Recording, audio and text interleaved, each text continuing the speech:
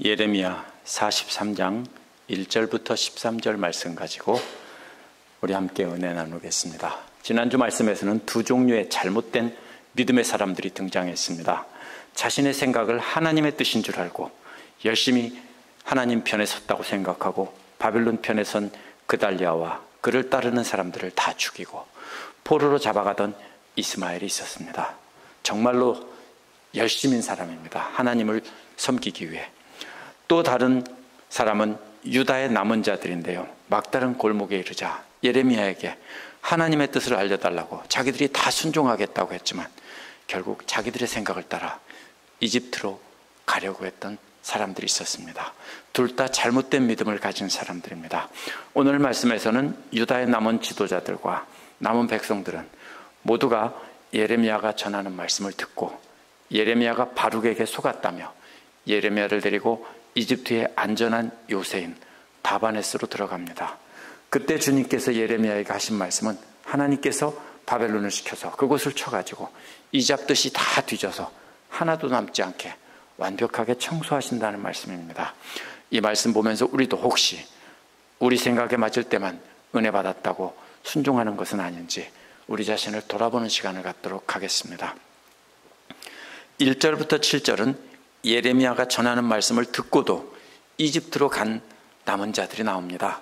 42장에 보면요, 유다의 남은 자들은 하나님의 응답이 좋든 나쁘든 무조건 순종하겠다고 했습니다. 이에 대해 예레미야는 하나님의 음성을 들은 뒤 이집트로 가지 말라고 했습니다. 이제 43장 1절에서 3절은 유다의 남은 자들이 예레미야가 전한 하나님 말씀을 거짓말이라며 거부하는 장면이 나옵니다. 1절은 여호와께서 보내신 예레미야가 하나님의 그 모든 말씀을 그 모든 백성에게 말하는 것을 다 마쳤을 때라고 했습니다. 여기에 모든이라는 말이 3번이나 나옵니다. 말씀이라는 말에, 모든 말씀이라는 말에 한 번, 또 모든 백성들에게라는 말, 모든 말씀이라는 말이 2번 나오고요, 모든 백성에게라는 말에서도 한 번 나옵니다.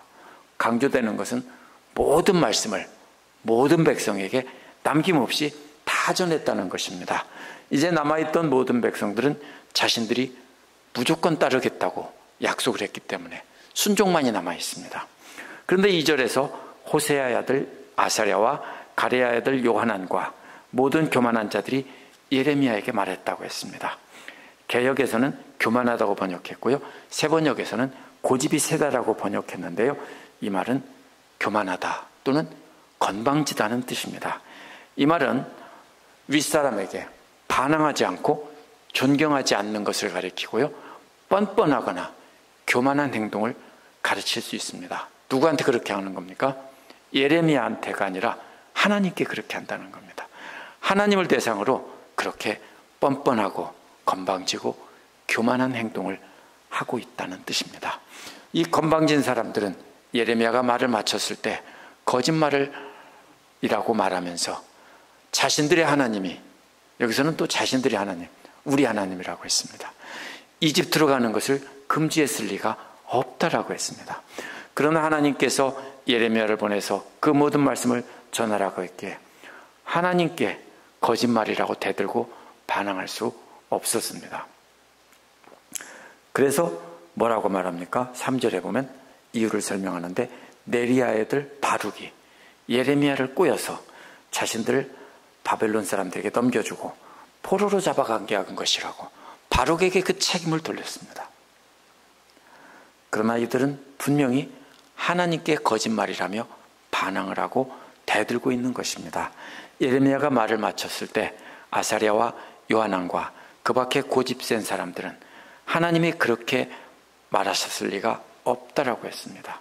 이들은 하나님과 하나님의 예언자인 예레미야 말을 직접 공격하는 것은 약간 두려워했습니다. 하나님을 대적하다가 벌을 받을지도 모른다고 생각했습니다. 그래서 3절에서 네리야의 아들 바룩이 예레미야를 꼬였다라고 말한 것입니다. 그러나 하나님을 어느 정도 두려워하고 예레미야를 하나님께서 보내신 선지자라는 것을 인정한다는 것이 믿음은 아닙니다. 하나님의 말씀 중에 자신들의 마음에 드는 것은 골라서 듣고 마음에 들지 않으면 하나님 말씀이 아니라고 말하는 것은 하나님께 반역하는 행위입니다. 4절에서 요한안과 모든 군 지휘관들과 모든 백성들이 주님의 말씀을 듣지 않았다라고 했습니다. 그 대신에 5절에서 요한안과 군 지휘관들은 유다의 남은 사람들, 그 사람들이 누구냐면 여러 나라에 흩어졌다가 돌아온 유다의 남은 백성들을 데리고 갔다는 것입니다. 이 사람들은 전쟁을 피해서 여러 나라로 흩어졌다가 그달리아가 다시 나라를 잘 통치한다는 말을 듣고 돌아왔던 사람들입니다. 1절에서도 모두라는 말이 계속 강조되었는데요. 5절에서도 역시 모두라는 말이 강조됩니다. 하나님께서 모든 말씀을 다 전하게 하셨는데 남은 백성 모두가 다 하나님 말씀을, 모든 말씀을 완전히 거부하고 있다는 것입니다. 1절부터 7절의 핵심 단어는 모두입니다. 하나님께서는 모든 말씀을 다 했는데 그 백성들은 모두 다 거부하고 있다는 겁니다. 6절에서 구체적으로 모두가 누구인지를 말하고 있습니다. 남자와 여자는 모든 어른들 가리킵니다. 이와 짝을 이루는 말은 어린아이와 공주들입니다. 왜 그렇습니까? 어린아이는 남자 여자 성이 없습니다. 모두 다 구별 없이 가장 낮은 존재. 공주는요, 그 중에서 남아있는 사람 중에서 일반 백성이 아닌 가장 높은 존재. 남자 여자 일반 백성 빼고 그 밑에 가장 낮은 존재, 그리고 그 위에 가장 높은 존재, 이렇게 다 말한 겁니다. 이 말은 무슨 말입니까? 모든 사람을 하나도 빼놓지 않고 다 데리고 갔다는 겁니다. 뿐만 아니라 바벨론 사람들이 남겨서 그달리아에게 맡겨놓은 이 사람들은 완전 하층민들입니다. 그 사람들까지 다 데리고 갔다는 겁니다. 7절은 이집트 땅으로 들어갔다고 했습니다. 그 다음에 왜냐하면이라는 말로 연결하면서 왜냐하면 그들은 주님의 말씀에 순종하지 않았기 때문이다 라고 설명합니다. 그리고 그들은 다바네스에 도착했다라고 원어에서 이어서 말하고 있습니다. 세 번역은 7절 끝부분을 8절과 연결했습니다. 8절 첫 부분이 그리고라는 말로 시작하기 때문입니다. 그러나 원문의 뜻은요, 그들이 여호와의 말씀을 순종하지 않았기 때문에 이집트 땅에 들어갔고 마침내 다바네스라는 도시에 도착했다, 이렇게 말하고 있습니다.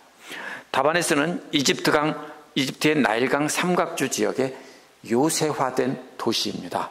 그렇기 때문에 국경선 부근에 있는 아주 높은 성벽으로 쌓여진 안전한 도시입니다. 유다의 남은 자들은 자신들이 보기에 안전한 요새로 들어간 것입니다. 그들의 불순종은 마침내 그들의 행동으로 확증이 됐습니다.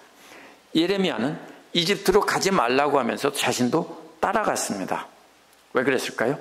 어쩌면 예레미야는 하나님의 뜻에 따라 계속해서 하나님 말씀을 전하기 위해 끝까지 따라갔을 가능성이 있습니다.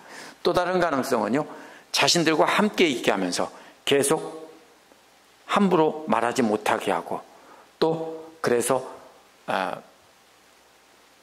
강제로 잡아갔을 수 있습니다. 또 어떤 사람들은요, 하나님의 명령에 거역할 수 없었을 것이기 때문에 강제로 끌고 갔다라고 말을 합니다. 이게 무슨 말이냐면요, 그래도 혹시나 하나님께서 예레미야를 통해서 또 어떤 때 자기들이 필요한 때 말씀을 주실까 봐 예레미야를 잡아갔다는 뜻입니다. 그래서 예레미야는, 바벨론 사람들에게 풀려난 예레미야와 바룩은 자기 백성들에게 다시 포로로 잡혀간 것입니다.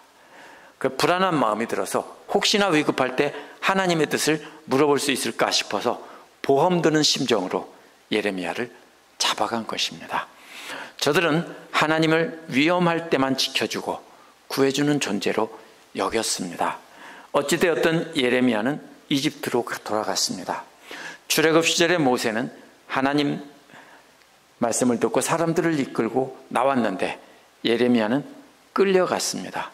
하나님께서는 우상숭배하던 풍요의 땅에서 이끌어내셔서 광야에서 하나님만 섬기도록 했는데 저들은 다시 풍요의 땅이고 안전한 요새로 들어가면서 다시 우상을 섬기고 살겠다는 뜻입니다. 나올 때는 40년 광야 학교에서 교육을 받고 훈련을 받은 뒤에 들어갔는데도 우상에 대해서 이기지 못하고 패했습니다. 그런데 이번에는 우상에 대한 아무런 방비책이나 맞서 싸울 훈련도 받지 않고 지름길로 곧바로 들어갔기 때문에 40년이 아니라 한 달도 안 걸려서 들어갔습니다. 이는 역출애굽입니다. 아니면 입애굽이라고 해야 됩니다. 출애굽의 반대는 들어간다는 뜻의 입애굽입니다. 이 부분에서 강조하는 말은요, 모두가 다 하나님 말씀을 거역하고 자기들 뜻대로 이집트로 갔다는 것입니다. 1절 7절에 나온 유다의 남은 자들의 지도자들은 하나님을 어느 정도 두려워하는 사람들입니다. 그렇기 때문에 불안하고 두려운 마음에 예레미야에게 기도해달라고 요청을 했습니다. 다 듣겠다라고 했습니다. 그러나 이들이 자신들의 생각이 하나님 말씀보다 우선인 사람들입니다. 자신들이 생각할 때 유다에 남아있으면 바벨론 군대가 다시 보복하러 올 것이고 자신들은 분명히 죽을 것이라고 생각한 것입니다. 그래서 하나님이 틀렸다고 하지 않고 예레미야가 바룩에게 속아서 거짓말을 전하고 있다고 한 것입니다. 오늘날 우리는 유다의 남은 자들의 지도자들을 쉽게 정죄하고 믿음이 없다고 말하기 쉽습니다. 그러나 오늘날 우리도 어쩌면 그렇게 하고 있다라고 하는 것을 우리가 생각해 봐야 됩니다. 하나님 말씀을 잘 듣고 배우면서도 결국 자신들이 하고 싶은 대로 우리는 행동합니다. 어떻게 합니까?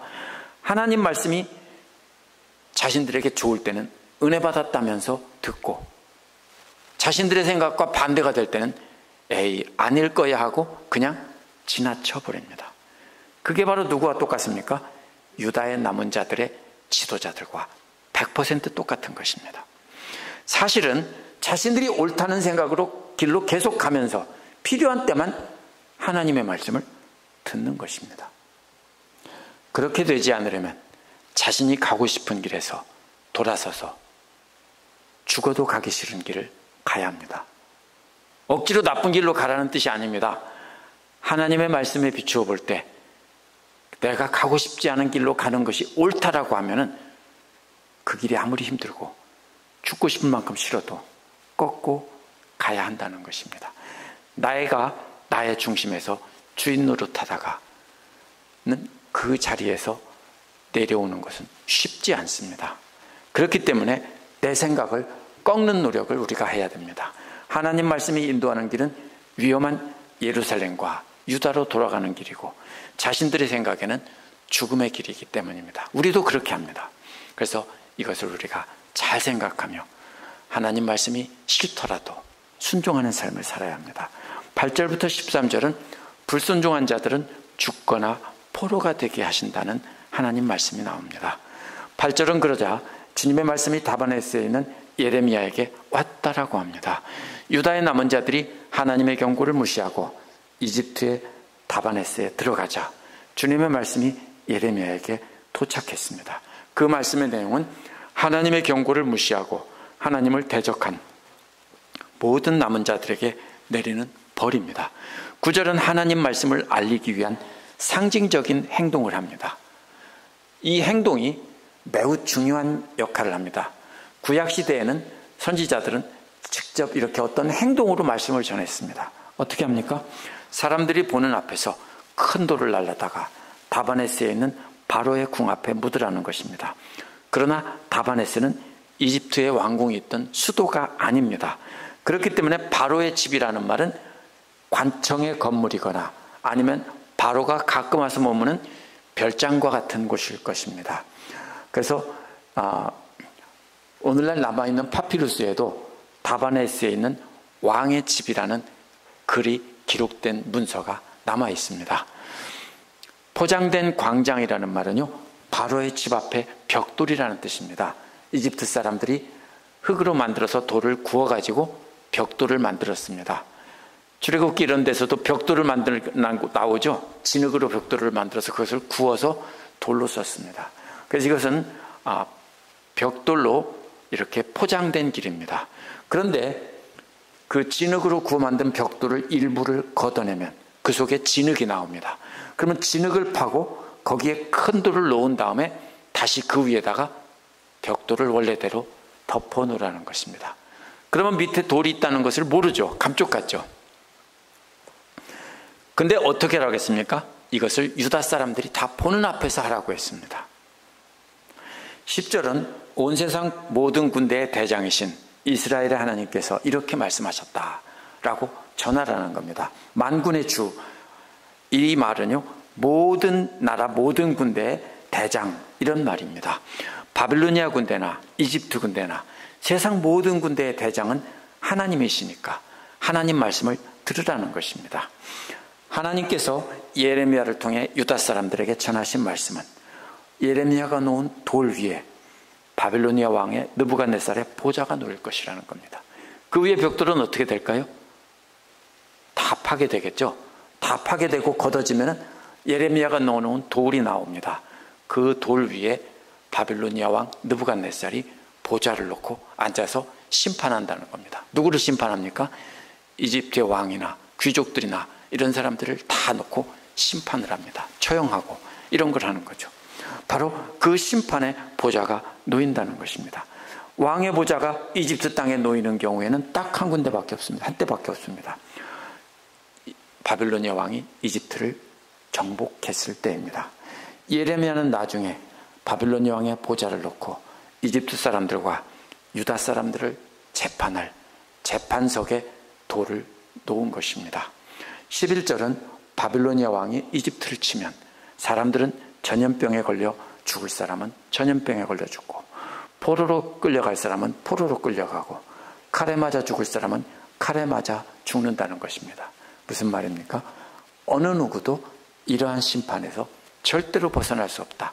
다 죽는다는 뜻입니다.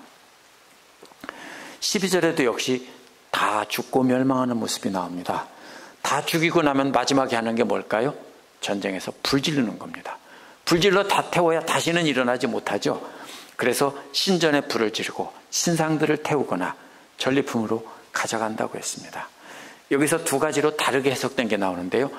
목자가 그 몸에 옷을 두름과 같이, 개역은 이렇게 번역했는데 새 번역은 뭐라고 했습니까? 또 다르게 옷에 있는 이와 같은 해충을 잡는다고 번역했습니다. 영어도요. NASB는 목자가 자신을 옷으로 감싼다라고 번역했고요. 또 새 번역처럼 ESV나 NIV는 옷에 있는 이 같은 것을 잡는다고 번역을 했습니다. 그럼 무슨 뜻입니까? 옷을 목자가 감싼다는 말은요, 목자들은 이동하는 사람들입니다.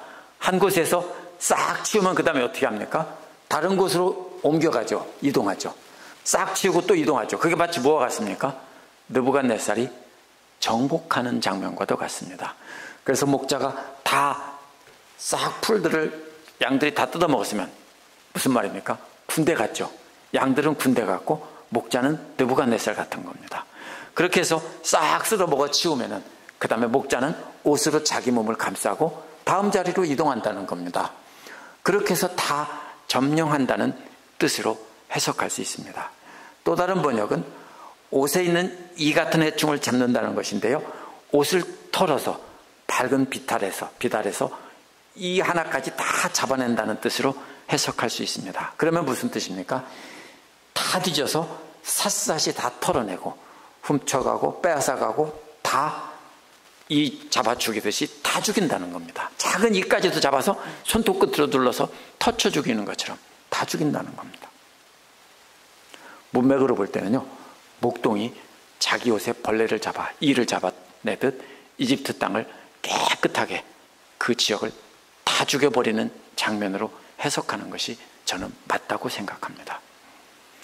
옷에 이를 잡을 때는 밝은 곳에서 샅샅이 뒤져서 아주 작은 것까지 다 잡아내죠. 물론 다는 못 잡겠죠.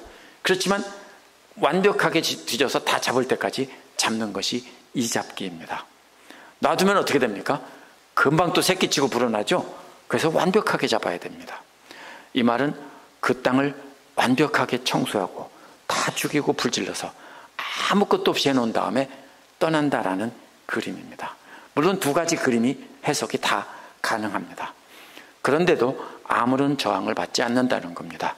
그런데 느부갓네살의 정복은 이집트 땅 전체를 정복한 게 아니라 유다 땅과 경계가 있던 지역을 정복해서 이기고 항복을 받아낸 뒤에 돌아갔습니다. 그래서 목적은요, 이집트를 굴복시키는 거지 이집트 전체를 점령하는 것이 아니었습니다.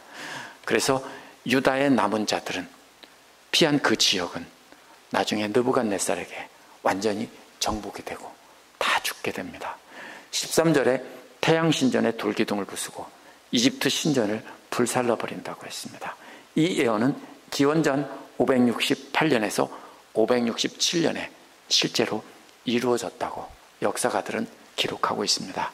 유다에 남은 사람들은 이집트가 가장 강한 나라이기 때문에 거기로 가면 안전할 거라고 생각하고 피했습니다. 그런데 하나님은 바빌론 왕을 시켜서 그 지역을 이잡듯이 뒤져 깔끔하게 청소시켰다는 겁니다. 바빌론이 이미 점령하고 자신들이 통치하고 있는, 영향력을 행사하고 있는 지역을 일부가 반란을 일으키고 도망갔다고 해서 다시 군대를 보내서 그 땅을 점령할 리가 없습니다. 그러나 이집트는 아직 굴복하지 않은 나라이기 때문에 오히려 이집트를 정복한 것입니다. 하나님께서는 그걸 알려줬는데도 이 바보들은 듣지 않고 자기들 생각에 거기가 더 안전할 거라고 갔습니다. 바로의 집 앞에 벽돌 포장 뜯어내고 그 아래 큰 돌을 묻는 행위는 나중에 하나님 말씀이 성취되었음을 증거하게 하려는 겁니다. 그 중에 일부 살아남은 사람들은 예레미야가 했던 행동이 그대로 이루어지는 모습을 눈으로 본 사람도 있을 것입니다. 그래서 하나님은 자신들의 생각을 따라 이집트로 떠나간 유다의 남은 자들은 끝까지 불순종할 것을 아셨습니다. 그럼에도 불구하고 하나님께 돌아오기를 기다리신 겁니다. 그래서 예레미야에게 돌을 묻고 그 위에 벽돌로 다시 덮어서 그들에게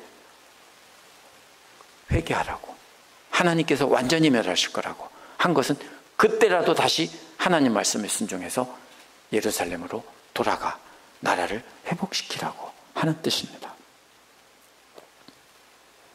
또한 이 말씀이 성취된 것을 아는 사람에게 하나님 뜻에 절대적으로 순종하라는 말씀입니다. 오늘 우리도 유다의 남은 자들과 같다는 것을 알아야 됩니다. 우리도 하나님 믿고 따른다고 하지만 여전히 우리의 중심의 자리에 우리가 앉아 있습니다. 어떤 일에 기도를 하다가 두 가지를 놓고 기도하는데 자기가 생각하는 게 아닌 다른 길이 열렸어요.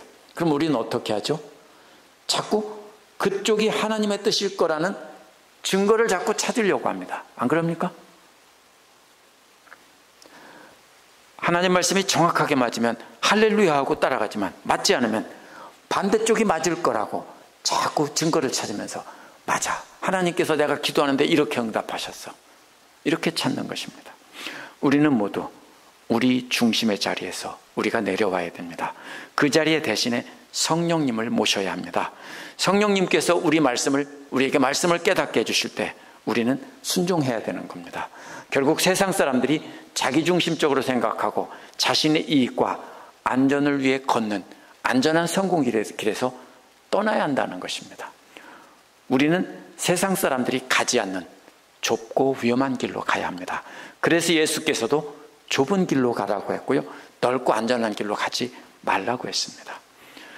우리가 하나님의 사람들을 통해서 전해주시는 하나님 말씀 듣고도 자신의 생각을 버리지 않는 것은 결국 하나님께 건방지게 대드는, 마치 아버지에게 대들고 아버지 멱살 잡는 아들과 똑같은 모습입니다. 그렇다면 길은 딱 한 가지뿐입니다. 전염병에 죽고 남은 사람들은 포로로 잡혀가고 또 피한 사람들은 칼에 맞아 죽는 것처럼 영원한 하나님 심판에서 아무도 벗어날 수 없습니다. 내 생각 내려놓고 하나님 말씀을 품고 하나씩 하나씩 순종해 가야 합니다. 그 길만이 살 길입니다. 기도하겠습니다.